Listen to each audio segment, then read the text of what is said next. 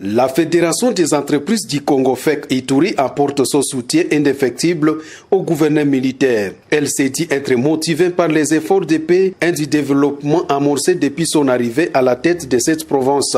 Christophe Lonemamoukwa appelle les filles et fils de l'Ituri à privilégier la paix. Je vais demander aux Ituriens d'être soudés. Ils doivent tout faire pour être unis. Ensuite, les groupes armés, je vais leur demander de se désolidariser de ces problèmes des armes. Ils doivent se rendre au PDDRCS pour déposer les armes.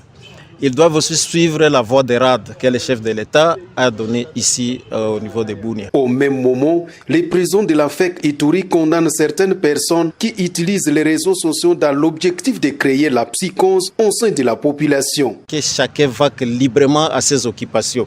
On n'a pas à craindre, on n'a rien à craindre ici. Que les gens cessent à écrire n'importe quoi dans des réseaux sociaux, à écrire des messages, des mensonges pour envenimer la situation ici en Ituri. C'est ce que nous déplorons. Entre-temps, l'administration militaire de cette province renforce au quotidien des dispositifs sécuritaires pour protéger les populations et leurs biens. Les forces armées de la République démocratique du Congo ont renforcé leur effectif dans des zones qui restent à stabiliser après les attaques de groupes armés à Fataki, à Djaïba, mais aussi à Nyamamba où les forces armées ont été renforcées en hommes, en munitions pour en découdre et mettre hors d'état de nuire ces ennemis de la paix.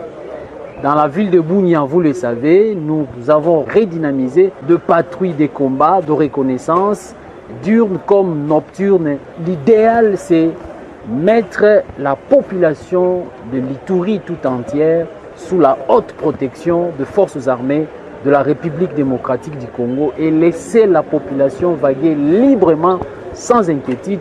Il faut le dire, la province de l'Ituri est l'un des poumons économiques à l'est de la RDC. Une province en pleine croissance économique et infrastructure depuis l'instauration de l'état de siège par les commandants suprêmes des forces armées et de la PNC, Félix Antoine Tshisekedi Tshilombo.